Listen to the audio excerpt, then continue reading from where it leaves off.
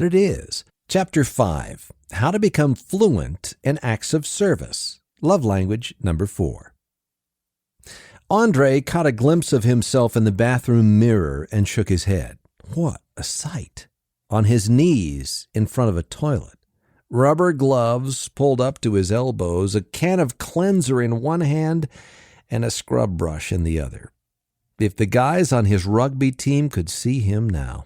Check that. If his father could see him now. The old man was a firm believer in dividing household chores along gender lines. The husband mowed the lawn in the summer, shoveled snow in the winter, and fixed anything that was broken.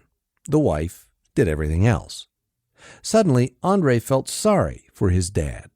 The old man probably never experienced the payoff that comes from completing a surprise act of service for his wife. Andre grinned as he thought about his own wife's reaction to his latest surprise act.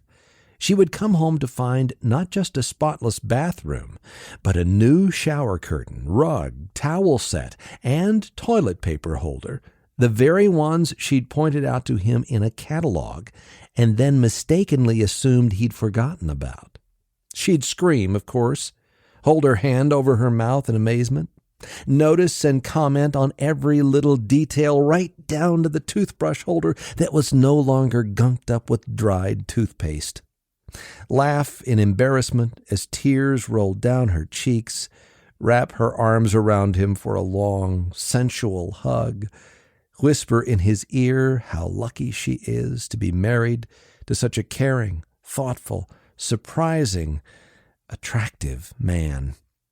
Suddenly, Andre felt sorry for anyone who wasn't him. A hard-earned happily ever after. You might conclude that Andre and his wife are a match made in love language heaven, and you'd be right, though it wasn't always that way. Andre didn't telepathically pick up on his wife's fondness for acts of service the first time they met. He wasn't some linguistic savant who started speaking her love language fluently right away. Andre and his wife endured years of doubt, frustration, annoyance, and confusion as they struggled to make their relationship work, to make their needs known to each other, and to find ways to meet those needs. In their darkest hours, they questioned whether they were really meant to be together. Even after Andre discovered his wife's love language, he struggled with learning acts of service. He argued that the things he was already doing, putting gas in the car, taking out the trash, bringing home the lion's share of their household income, should count as acts of service. He expected his wife to feel loved based on those things. In essence, he wanted her to change her needs to fit his solutions. It took a while for him to figure out, and then come to grips with, the kind of acts that meant most to her. Cleaning the bathroom, for one. His progress was slow but steady. With practice, and more than a little trial and error, Andre eventually became fluent in acts of service, and you can too. In fact, we can break down the fluency strategy into 3 easy-to-remember parts: impact, initiative, attitude. If any of these elements is missing or off-kilter, your attempts to communicate love to your wife through acts of service will be thwarted. Let's look first at the importance of impact. Deep impact. I've got some good news and some bad news for you. The bad news is you could spend an entire long weekend doing chores, raking leaves, preparing your lawn for winter, winding up hoses and putting them away, winterizing your cars, pulling Thanksgiving and Christmas decorations from the attic, putting weather strips on your windows and sliding doors, tuning up your snowblower, cutting logs for the fireplace, and not add a drop to your wife's love tank. The good news is you could bring home Chinese takeout, clean the kitchen afterward, and then put the kids to bed by yourself on a night when she's facing a deadline at work or is just wiped out after a long day, and overflow that very same love tank. When it comes to acts of service, you're not judged by the amount of time you put in or even by how hard you work. You're judged by your effectiveness, the impact you have. Making an impact on your wife means working smarter, not harder. A starting pitcher in baseball may work on his delivery constantly, making sure the release point of his off-speed pitches matches that of his fastball. He may take hundreds of extra ground balls and line drives after practice in a quest to field his position better. He may study hours of film every night, learning the tendencies of various batters and base runners. In the end, though, he's judged by one criterion. Does he get batters out? If the answer is no, none of his other work makes much of a difference. What matters is whether he's effective where it counts. Andre didn't make that connection at first. He worked hard at the wrong tasks, and he failed to make a dent in his wife's love language needs. For someone who takes pride in his work, that can be a tough pill to swallow. Most of us are wired with an instinctive desire to prove our worth as husbands, providers, and caretakers. Beyond that, we want our work to mean something, and we want credit for the things we do. The way things used to be. Many people get married believing their spouse is already fluent in acts of service. They base their belief on the way the spouse acted while they were dating. Many of these people quickly discover that what two people do for each other before marriage is no indication of what they'll do after marriage. The process of falling in love can affect odd changes in our behavior and cause us to do things completely out of character. After marriage, we revert to being the people we were before we fell in love. That's when learning a new love language becomes necessary. In order to become fluent in acts of service, we need to kick that mindset to the curb. We need to let our wife guide us in determining what is and isn't an effective act. We need to let her instruct us on how to make an impact. What does love look like to your wife? What actions make her feel genuinely and spectacularly loved? The answer to these questions will guide your actions.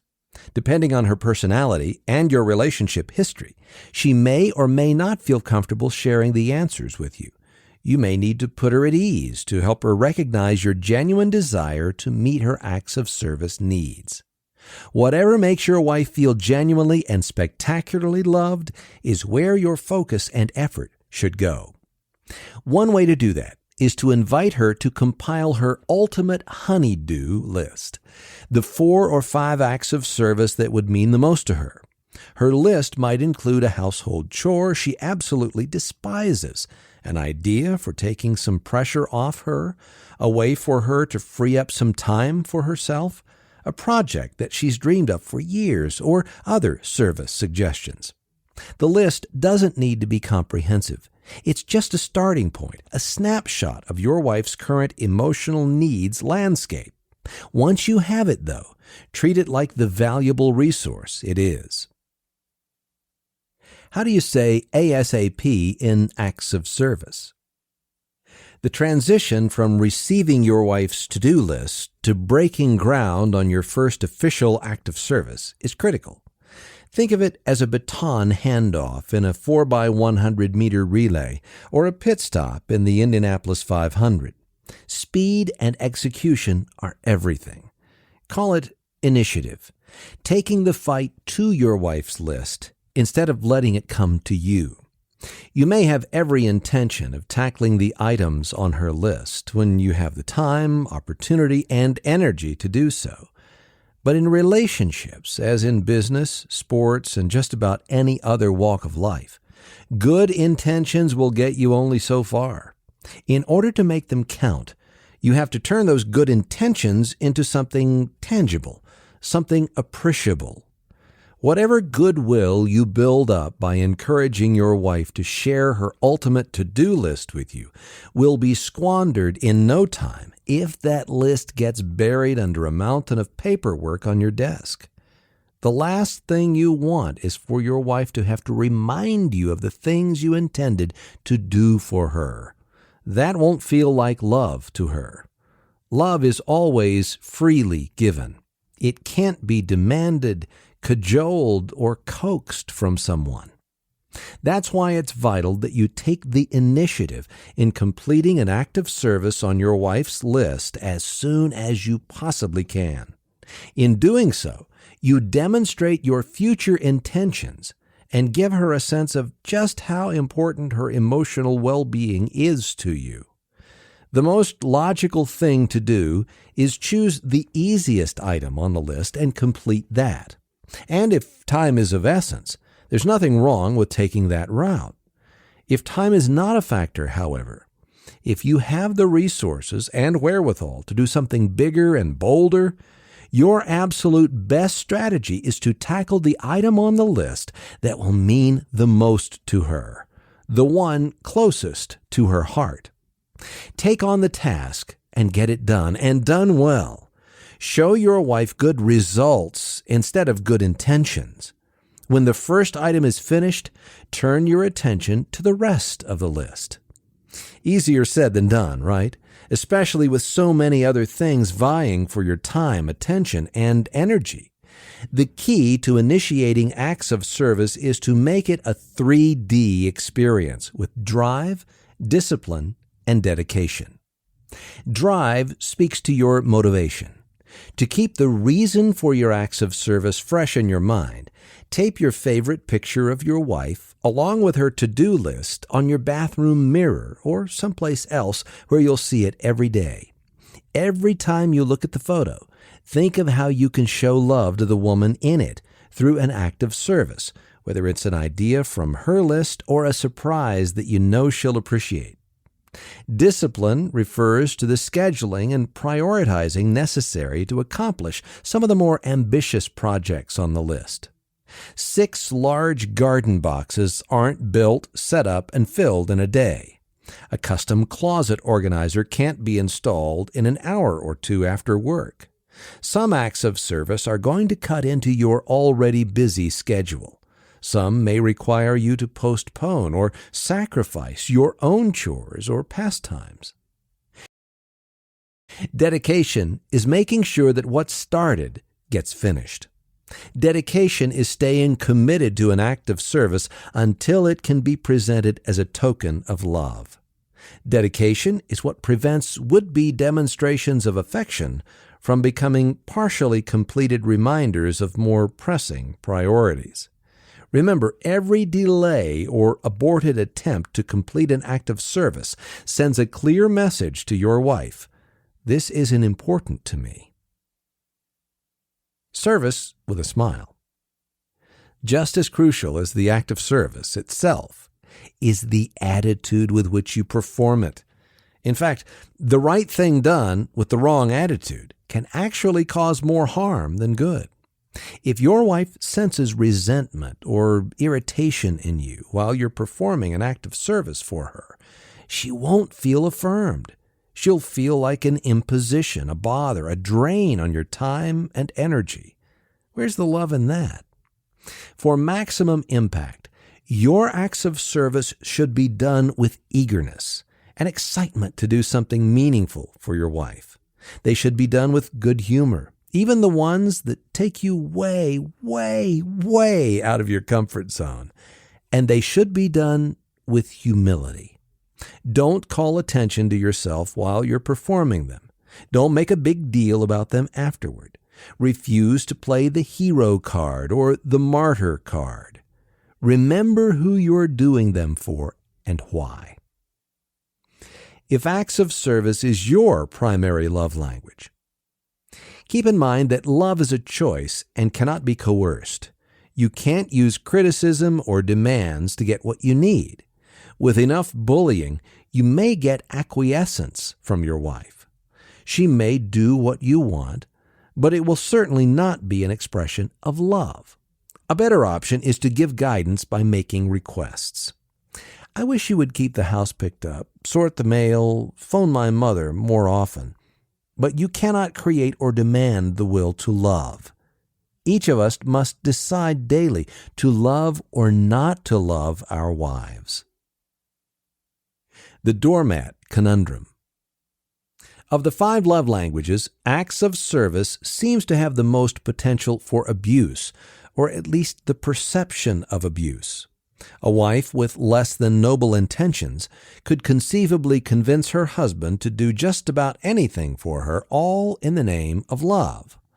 One fed-up wife put it this way: "I have served him for 20 years. I have waited on him hand and foot. I have been his doormat while he ignored me, mistreated me, and humiliated me in front of my friends and family. I don't hate him. I wish him no ill, but I resent him, and I no longer wish to live with him." For 2 decades, that woman performed acts of service for her husband. But they weren't expressions of love. They were done out of fear, guilt, and resentment. How many other well-meaning men and women have similar stories? How many of them are former or current members of the doormat society? A doormat is an inanimate object, something you step on, wipe your feet on, and kick around occasionally. It has no will of its own. It doesn't object to the way it's treated. It serves its purpose, period. When we treat our wives as objects, or even give them cause to feel as though they're being treated as objects, we eliminate the possibility of love. Manipulation by guilt, "If you were a good wife, you would do this for me," is not the language of love. Coercion by fear, "You will do this or you will be sorry," is alien to love. Likewise, when a husband's genuine efforts to speak love through acts of service are regularly met with dissatisfaction or indifference by his wife, a reevaluation may be in order. As we mentioned earlier, becoming fluent in a second love language takes time. Mistakes are inevitable. Not every idea will work, especially if the two of you aren't yet on the same page. If, on the other hand, you perform the acts of service that your wife said mean the most to her, and you consistently get criticism or no reaction at all from her, it's a pretty safe bet that acts of service isn't your wife's love language after all. Acts of Service Phrasebook. You've committed yourself to becoming fluent in acts of service so that you can express love to your wife. Good for you. As a non-native speaker, you'll find there are times when you're stuck for inspiration. Here are some ideas to get you unstuck. Many men know of a chore or chores that their wife has already given up hope of ever seeing done. Surprise her and get the job done. If she asks you to do something, do it. Don't make her repeat herself. Plan to get up a half hour earlier or stay up a half hour later each day for a week and use that time to plan and perform acts of service for your wife. Think of something she would never expect. Take the dog to the groomer. Reorganize the basement to make room for her home business files. Clean out the pantry and kitchen cabinets. Make dinner. Really cook it, and don't forget the vegetables. Then clean up, and don't forget to wipe the stove. Take your wife shopping in the Yellow Pages or online. Let her pick out a needed service, whether it's gutter cleaning, painting, or carpet steaming. Think of your wife's most frequent complaints and go overboard in preventing them again in the near future. Make yourself accessible to her in times of extended grief, such as the death of a parent or pet. Supporting her during tough times can be a great act of service. Don't always announce what you do for your wife. Occasionally, perform a covert act of service without saying anything and see how long it takes her to notice. If your wife always seems rushed in the mornings, find a way to give her a few more minutes. Take an earlier or later shift in the bathroom. Pack the kids' lunches. Get the coffee ready. Make a list of the skills and abilities your friends possess. Which ones can you call on to perform an act of service for your wife that you're incapable of doing? If your wife enjoys what you do for her so much that she wants to get in on the fun, work together to perform acts of service for other people you know. Before you know it, you'll find that you are spending quality time together while you plan. Consider how you might serve someone or something your wife loves, whether it's a friend, a family member, a fellow churchgoer, or a favorite cause. Run interference for your wife during one of her favorite TV shows. Take care of all the phone calls, kid emergencies, and so on. If you know of other men listening to this book, exchange ideas with them to come up with new, workable relationship strategies. Chapter 6. How to become fluent in physical